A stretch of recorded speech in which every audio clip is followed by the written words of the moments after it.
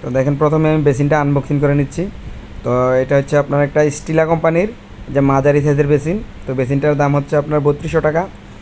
তো বেসিনের জন্য যেই বেসিনের নিচে যে পায়াটা রয়েছে পায়াটাও আমি আনবক্সিং করে নিলাম। দেখেন এই পায়াটা দিয়ে বেসিনটা আমি ফিটিং করব। তো এখন বেসিন ফিটিং করতে কী কী মালামালের প্রয়োজন হয় সবগুলো আপনাদেরকে একে একে দেখানোর চেষ্টা করব। তো দেখেন এখানে একটি ম্যাজিক পাইপ, আর একটি রয়েছে ওয়েস্ট, বেসিন ওয়েস্ট। তো আর এটা হচ্ছে আপনার এই যে একটা অ্যাঙ্গেল স্টিক কক। তো অ্যাঙ্গেল স্টিক কক থেকে আপনার লেদ পাইপ দিয়ে কানেকশন করবো। আর এটা হচ্ছে আপনার বেসিন নাট। তো এটা হচ্ছে একটা পুটিন, আর এটা হচ্ছে আপনার এই যে লেদ পাইপ। তো লেদ পাইপ, আর এখানে হচ্ছে আপনার একটা পিলার কক।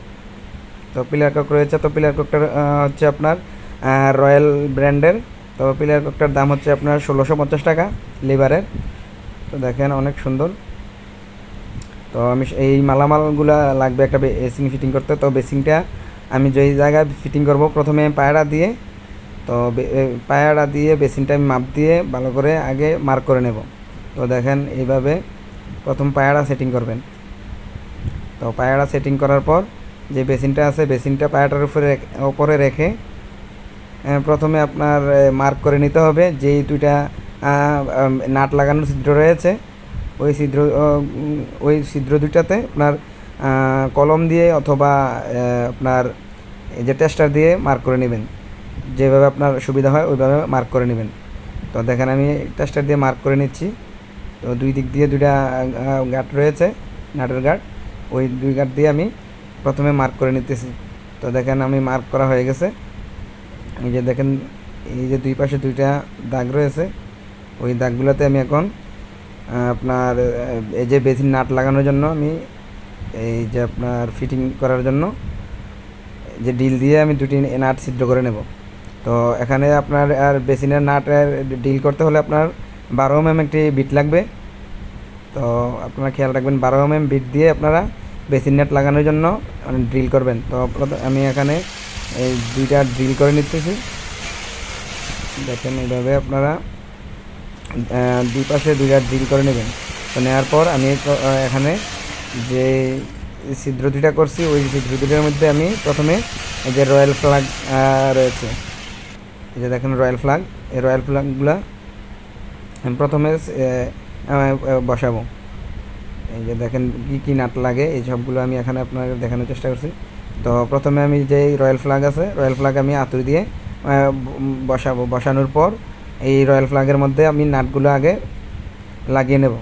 তো আপনারা এইভাবে মানে এই যে ড্রিল করে ড্রিলের যে ছিদ্রের মধ্যে রয়্যাল ফ্ল্যাগগুলো এভাবে লাগিয়ে দেবেন।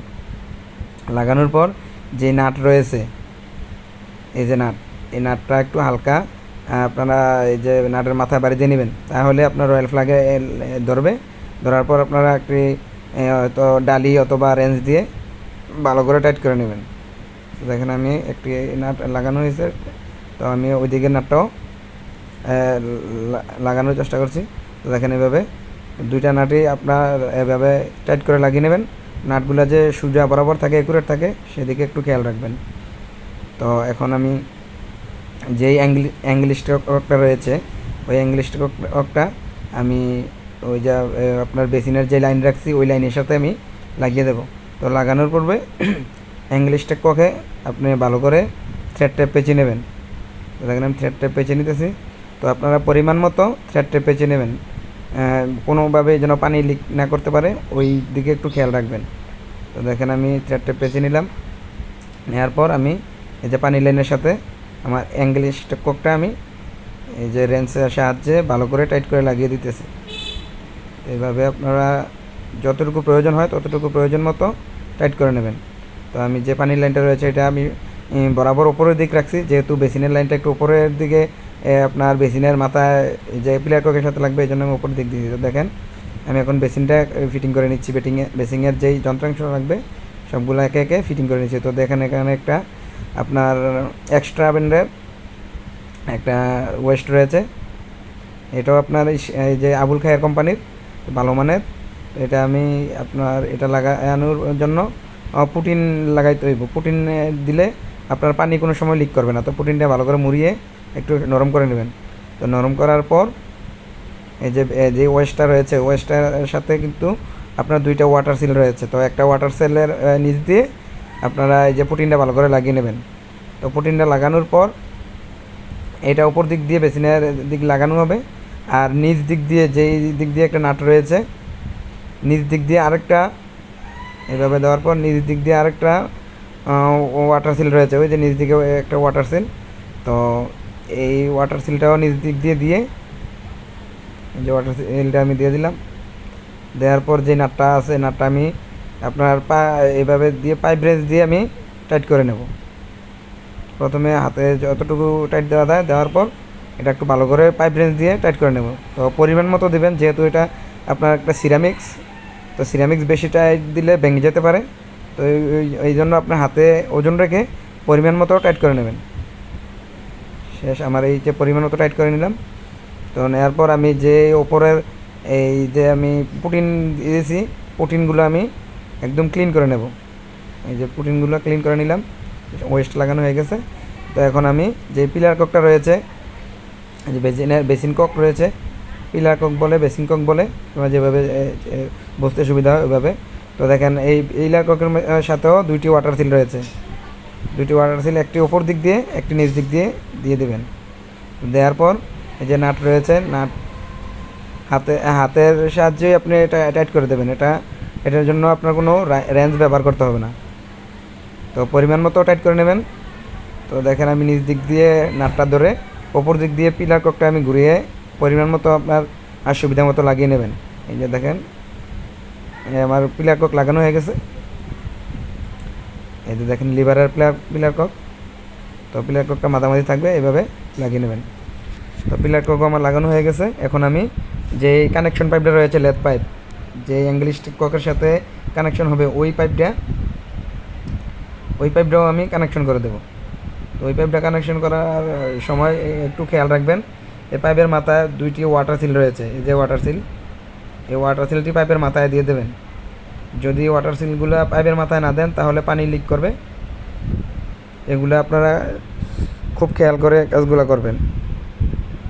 এই দেখেন এক মাথা এদিক দিয়ে এক মাথা একটি ওয়াটার সিল রয়েছে, অপর দিক দিয়ে অ্যাঙ্গেল স্টিক ককের সাথে যেই মাথাটা লাগবে ওই মাথার সাথেও একটি ওয়াটার সিল রয়েছে। তো দেখেন এই যে এটা একটা পিলার ককের সাথে লেগে যাবে।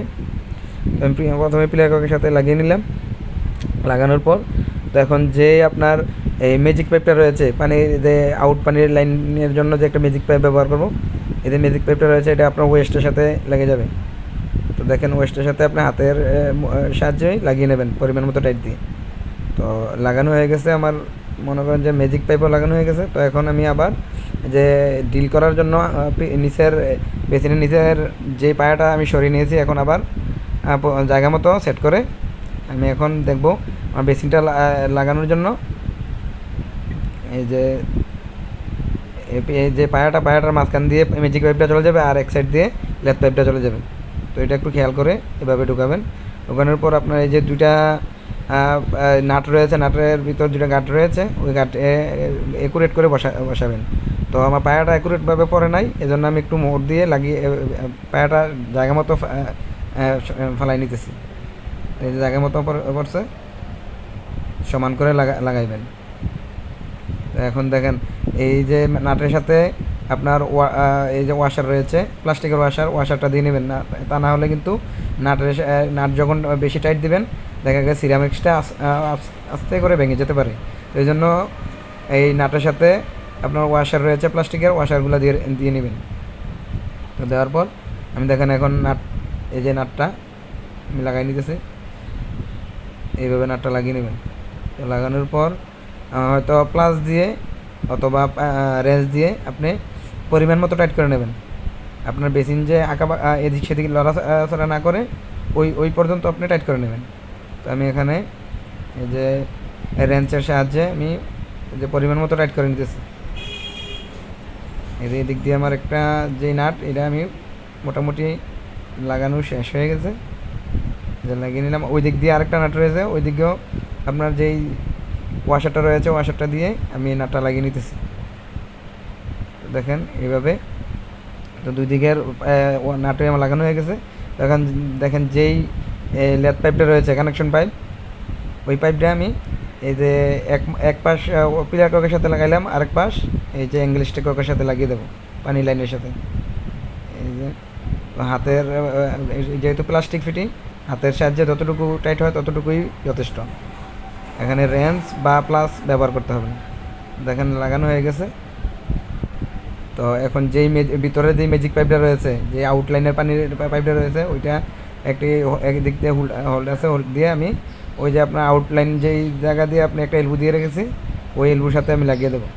তো শেষ। দেখেন এভাবে আপনারা বেসিং ফিটিং করতে পারেন, খুব সহজে বেসিংটা ফিটিং করতে পারবেন। তো দেখেন সম্পূর্ণ কাজটি আমার কমপ্লিট করা হয়েছে। তো ভিউয়ার্স, সেই পর্যন্ত ভালো থাকুন, সুস্থ থাকুন, আবার দেখা হবে কোনো ভিডিওয়ে। তো সেই পর্যন্ত ভালো থাকুন, আল্লাহ হাফেজ।